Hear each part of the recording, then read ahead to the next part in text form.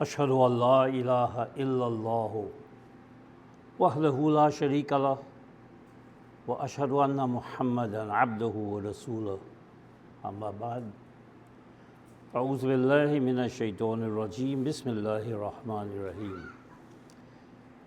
In today's khutbah, I want to focus on those who do not observe fasting. And I read from the Quran, chapter 2, which says, أياما معدودات فمن كان منكم مريضا أو على سفر فعدة من أيام أخر صدق الله العلي العظيم وصدق رسوله النبي الكريم ونحن على ذلك من الشاهدين.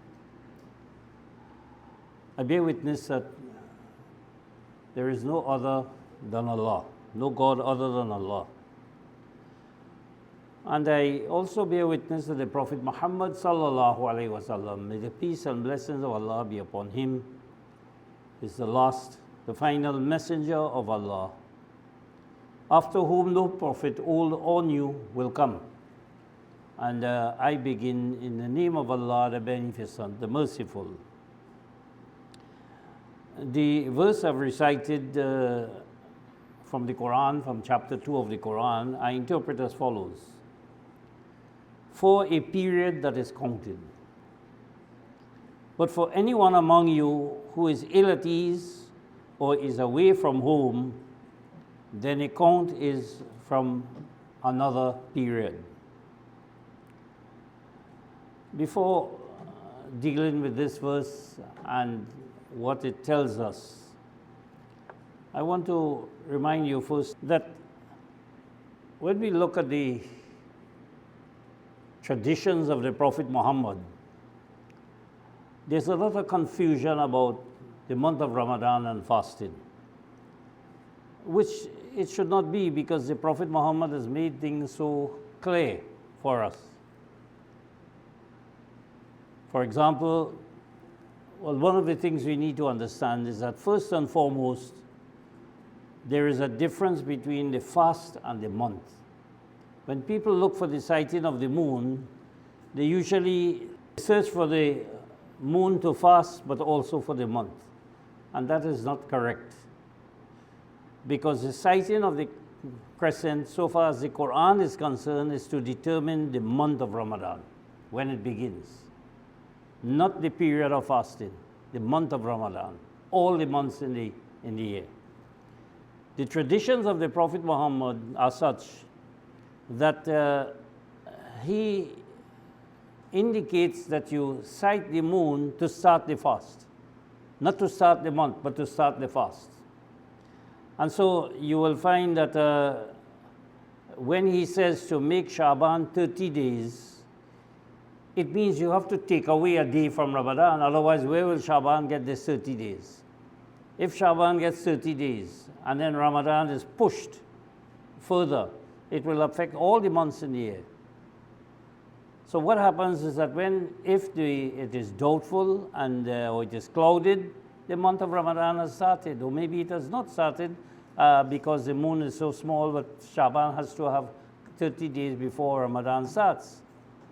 So once you determine that Sha'ban has 30 days, Ramadan will always have 29 days.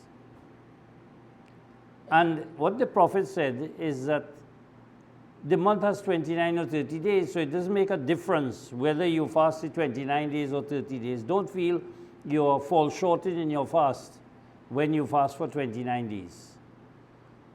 So that in our case here, the month of Ramadan started on a day, Sha'ban was complete 30 days, and we started our fast, and our fast will be 29 days. So this means that we are able now, once you determine when fasting starts, you are able to determine that Laylatul Qadr and even Eid al-Fitr you can determine, because the month will have 29 days. So there's no issue of looking for the moon at the end of the month of Ramadan. In fact, there is no hadith No tradition of the Prophet Muhammad that says you have to look for the moon for Ramadan in order to start Shaban or to start Eid, or for that matter, any other month. The only statement that is made is with regards to the beginning of making Shaban. Only reference to the month is Shaban. Nowhere does the Prophet say, see the moon to start Ramadan. So we have to get it clear that what the Quran tells us is pertains to the month, and how you determine the month by means of the sighting of the visible crescent. In the case of the Prophet, he says the moon determines your sighting, your starting and even the ending of the fast. So when it comes therefore to fasting, much has been said about those who fast in Ramadan, the numerous blessings, the multiple, as if it gives a great and exclusive privilege in obtaining so much of abundant blessings. Whether or not the purpose of fasting is in order to prevent what is called bad behavior. Because the Quran mentions, and it says, that the purpose of the fast is لَعَلَّكُمْ تَتَّقُونَ. It is for you all, not only those, the purpose of fasting is for everybody. And by everybody here, it means even people before us, people of other faiths and religions. The month of Ramadan, it says, has been given to us, the fasting has been given, just as it was given to people before. So all people, Muslims or non-Muslims, all human beings can utilize fasting. لَعَلَّكُمْ تَتَّقُونَ. Now it has a purpose. Other faith systems will have the fasting there, but the purpose may not have been clear, or if a purpose was given, it is now lost or forgotten. So the Quran makes it clear and reminds us that all faith systems encourage fasting, but what is the purpose of that fasting? And the purpose of the fasting is to observe what is called Taqwaa, and Taqwaa means to prevent bad behavior, to protect yourself from behaving badly in any way or form or shape. So fasting is one tool that we use in order to achieve that.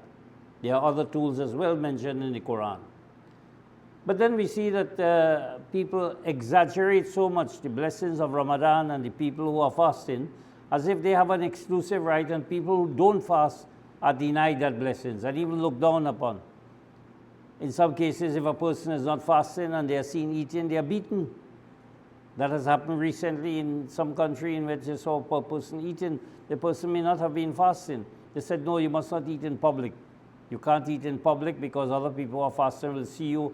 But that's the whole idea of controlling yourself, is to prevent bad behavior. But the people who, instead of preventing bad behavior, they went and beat the individual because that individual was eating during the month of Ramadan in public. So that the Quran wants us to understand that there are some people, and I mentioned in my introduction, those who don't fast. And I particularly said those who don't fast, not those who can't fast.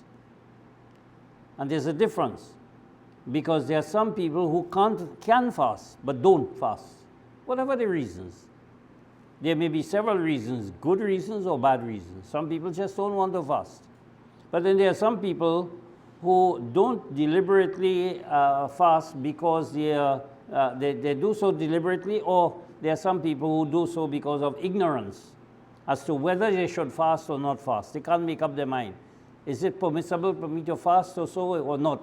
If I have to go to the doctor, if I have to take an injection, if I have to, what? And they ask all of these questions. If I have diarrhea or vomiting or so, can I still fast? Questions arise. So the Quran points out to us that people are sometimes ignorant as to whether or not they should fast, and so they can't make up their mind. You find particularly in cases of girls and women who are told that they are not allowed to fast when they are having their monthly periods or so. That is not the teaching of the Quran. Yes, it has become the common practice of Muslims. But the Quran simply says, it points out to us that when it comes to women's monthly periods, that is huwa azan.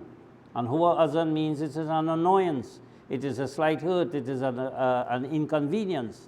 And therefore, the girl or woman can determine, if they are in a condition and they feel they can fast, they can do so. They will know their own self.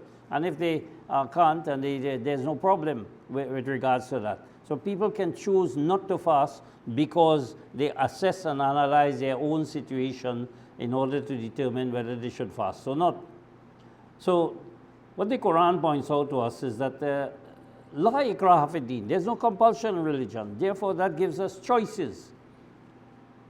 But we must decide, and the Quran gives us guidance here. So a person can say, well, okay, there's no compulsion in religion, I don't have to fast. And they don't fast. But what harm it is doing to you, the Quran indicates this and explains to us. So when it comes to young girls or women, the Quran does not prevent them from going to mosque, from saying their prayers, or from fasting, or giving zakat, or any other aspect of religion. They move about in the world anyway. They know their own situation as to what they can do and what they cannot do. Now, when the Quran mentions fasting in the verse that is said, it is referred to in the 2 verses before the month of Ramadan. If you look carefully at the section on fasting, you will find that fasting is mentioned and the month of Ramadan is not mentioned for 2 verses. Then the month of Ramadan is mentioned, and then fasting is also mentioned a second time. More or less the same verse, which a slight difference. So the Quran indicates to us, it says when the month is mentioned, the month of Ramadan is mentioned, Ramadan is now introduced, it says, with similar words, it says, فَمَنْ شَهِدَ مِنْكُمُ الشَّهْرَ فَلْيَصُمْ وَمَنْ كَانَ مَرِيضًا أَوْ عَلَى سَفَرٍ فَعِدَّةٌ مِنْ أَيَّامٍ أُخَرٍ. Anyone among you who has information about this month, let him or her fast in it. In other words, fasting should be in the month of Ramadan. The next words which come are slightly different from what was said before, what I read in the 2 verses that came before. It says, for anyone who is ill at ease or is away from home, then a count is from another period. Now the words are similar except for the omission in this here of the words minkum, among you. It is important to note that when the Quran indicates to us periods or times, or however people translate days or so they are translated, the word used in Arabic is yawm. That word yawm does not necessarily mean a 24-hour period or a period from daylight to nighttime, as we say daytime. It doesn't necessarily mean that. There are other words for those things, but it can mean those. Yawm means any period, whether from a moment or 50,000 years. The Quran speaks of kulla yawmin huwa fi sha'an, that Allah's glory is every moment, and the word yawm is used to mean a moment. Another place in the Quran it says that a day with Allah is 50,000 years. Then we speaks of the yawmul qiyamah, the day of judgment. That is not a 24-hour period because there's no sun in the life hereafter there's from morning to evening. So we need to understand that the word ayam means really a period of time. And then it points out to us, therefore, that those people who are ill at ease, marid, some people translate as ill, but ill at ease, it may not necessarily be ill so far as a disease is concerned.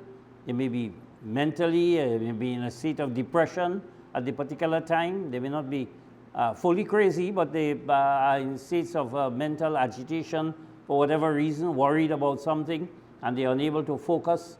So ill at ease, or they are ala safarin. Now the word safar literally means to move away from your home, to move away from your home. So it even means to make something distant, to sweep your house so that the refuse goes far, far away. So it means that it is applied in several ways, in different ways. So ala safarin means anyone who is away from home or away from the conveniences or the comforts of their home. So those who are ill at ease, or those who find it because of the, and sometimes we see people because of the length of the day, they are ill at ease. They cannot fast that particular period, or they find that they are not away from home. They don't have the comforts of their home. It says another time period, and that time period is within Ramadan, that you should fast in Ramadan. Some people think that if you can't fast in Ramadan, you can fast outside and make it up in the Quran says no. You fast in Ramadan, but you can adjust the time period to suit yourself. And that is what is meant here. So coming back to the first two verses, which is before the month of Ramadan is mentioned, in referring to the fast in general and its purpose, the Quran says, for anyone among you who is ill at ease and who is away from home, then a count is another period. So people can adjust their fast even if they are not fasting the regular fasting. They don't fast normally, but they want to. Children, for example, can fast half day. They don't normally fast. They can fast a half day. Or a person who feels, well, I am unable to go for the entire day, but I can fast half day, morning half or evening half as he can. Or I am taking medications, I can fast between the times I take the medication. The important thing is the purpose of fasting is achieved. So people should not think because I am not fasting, I don't have the opportunity of having the blessings of people who are fasting. There are options which are in fact given. And the Quran is quite clear on that when it says, and it points out to us, that it indicates to us who are those who do not fast. Those who do not fast are, first of all, those who are ill at ease. Allah maridim, what people say is disease, or dis-ease means not at ease, dis-ease. And it applies to women, for example, who are nursing, and they're giving milk to their child at different times of the day, although milk is coming out of them, but they need to have the proper nutrients in order to provide the milk. Water, for example. And maybe in some cases, if they are having their monthly courses, their monthly periods, and they're not feeling well on that particular day, they may not fast. The other day, they may still have their period, but they're feeling better. Nothing prevents them from fasting if they so desire. There are those who require constant or regular medications. They don't have very long periods between. Some people take their medication morning and evening. They can fast during that time. Some people have to have must have fast their medication every hour, every 2 hours, as the case may be. So people have to know their own self. There are people who are away from their homely comfort. Those who are aware Allah suffering means those who are not having convenience of their home. They may be on a long flight, or they may be on a long train journey, or they are in constant movement. A person who is a courier driver, for example, they're busy up and about, and they may not have time for even to break their fast, as the case may be. If they can do so. It depends. They have to make their own judgment. Person may have to go here and there in your job or in your work. There are certain circumstances, many circumstances. We live in an age here in which people are involved in so many different environments. Therefore, the important thing is that لَعَلَّكُمْ تَتَّقُونَ. Can a person use this month of Ramadan, whoever he or she may be, fasting or not fasting, in order to prevent bad behavior? That is the main thing. Then the Quran says, those who do not have the capacity or the strength to fast, and that may be because of age, because of disabilities and so on, they are unable to fast. Again, they will have to know their own situation. So what do you do? What does a person who doesn't fast, who are unable to fast, who can't fast, or who do not fast, what do they do? What are the options that are given in the Quran? The Quran says, first of all, there are two options given. First of all, to provide means of subsistence or foodstuffs to the impoverished in cash or kind. It doesn't mean to say a person have to cook a meal and give it to another person. You can give a hamper. You can donate towards people giving hampers. You may find you may not contribute to an entire hamper. Person may want to give let's say a mosque or Jamaat or community, or someone wants to give a hamper that is costing $500 or $600 or $1,000, whatever it may be, and a person can only contribute a part of that. You can join with others, and in order to or any call for funding to assist people, to feed people, for iftari and for all of these things, but not only cash, kind even, to assist in cooking, to assist in serving, to assist in preparation of meals, all of these things. All of these are means of developing one's attitude and approach of doing good to the community and society. But most of all, the Quran tells us, later on you will see what the Quran tells us. But then the Quran also points out to us, Taqwaa khair. That is, to put yourself, the person will put himself or herself out of the way in doing good things. Taqwaa is translated as extra good, doing good, going out of the ordinary, going beyond the call of duty or so. And it doesn't only apply to the mosque. A person may be a driver, it may be a taxi driver, and they go out of their way, they see a handicapped person, and then they go out of their way to assist them to reach their home, or a person may offer an umbrella to someone if rain is falling. The whole idea of serving the community and society, doing good things to people, is the purpose of Islam. And fasting, prayer, all of these are tools that help us to develop and these qualities. And this is something we must not only do, but we must teach our children, we must teach ourselves, our spouses, our parents, our children. We have to tell them, this is what you do, this is how you do things. So Taqwaa khair means putting yourself out of the way in doing good things and making donations as much as a person can. Whatever is you are able to do. Some people say, no, well, it has to be 30 persons or one person. Or the Quran says whatever you spend is what you can spare. Anything you can spare of your wealth, of your health, of your hands, of your knowledge, all of these things that you can spare. That's why we ask our young people to come forward and assist in the prayer. We sometimes have problems with the imam is unable to carry on, or the president may have a back problem, or somebody else who is able to carry on is not present. And young people are there and they're able to carry on saying prayer. All of us know how to say prayers. All of us know how to say namaz. It's not difficult to stand up, and even if a person doesn't know much surahs, they say whatever you know, you can say. It doesn't make a difference. So everyone should be ready when you are called upon to be able to make some kind of contribution, especially if you are not fasting during the month, or you are fasting on a very limited days, only on certain days. So helping to cook, or helping or feeding others of the home, or even in the community and society, or in the mosque, or in the wider community, or volunteering, all of these, or caregiving, responding. The Quran says willingly doing that which is not incumbent or obligatory on oneself. When it says Taqwaa khair, it means that you're willingly doing that which is not obligatory on yourself. So these are then the Quran says that if you do these things, it is beneficial for you to prevent bad behavior. The benefit comes to you.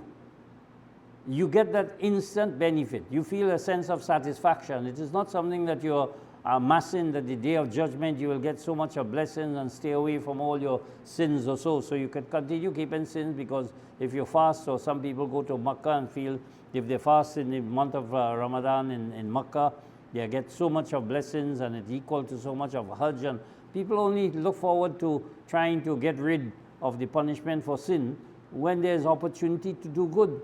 And the Quran makes it quite easy. The Quran in these sections itself said, Allah desires ease for you, not hardship. So He's not giving us things that in order to prevent us from making things hard for us, so we'll get multiple blessings in the day of judgment and so on. these things benefit us in this very world, not only us as an individual, but the community and society as well. So you'd see that if the entire community is encouraged to fast, Muslims, Hindus, Christians, Jews, atheists, anybody, if they fast and they keep away from bad behavior, where will we have countries that are fighting and quarreling and killing each other and having wars and all of these things? It is developing a system in which people can live in harmony and not hostility. That's the purpose of Islam. So that the Quran says these are beneficial for you to prevent and avoid bad behavior in us. Taqwaa means to prevent yourself from bad behavior. Khair means doing good to yourself, for yourself, to others. And the Quran, in these two verses that of the section on fasting, that in fact comes before it introduces the month of Ramadan, is applicable. These two verses are applicable to all peoples, not to Muslims alone. And so all of these things are to be encouraged among people of all faith systems, your neighbors, your friends, even your family members. We do live in a multicultural and multi-religious society, and there are many people in the family who may belong to a different faith system and don't fast. But that does not mean that they cannot do good, that they cannot come in the mosque and help and pray and give iftari or help in the preparation of meals or even outside in doing anything for the community and society. And similarly, when we do service to the community and society, we don't only focus on Muslims alone, but on all people in the wider community. But charity begins at home, and we need to therefore teach our own selves and our own children these rules and regulations. So the Quran says, but if you fast, it is better for you. There are benefits for you if only you know. If you fast, there are benefits for you if you know. So that, yes, the Quran says if you don't fast, you are not being denied the opportunity of improving your own life and having the favors of Allah on you. It does not mean that. It doesn't mean that only those who fast in the month of Ramadan have an exclusive right to God, an exclusive right to sawab and blessings and all of these things. There are many Muslims, unfortunately, you will see on Facebook, on internet, and all of these flyers that are going around telling you about the month of Ramadan as blessings and all sorts of things that really are not fake news, really. They are fictitious. The main purpose of fasting is clearly stated in just two words of the Quran, لَعَلَّكُمْ تَتَّقُونَ, that it must prevent bad behavior in any form or fashion. But if you fast, there are benefits for you if only you know.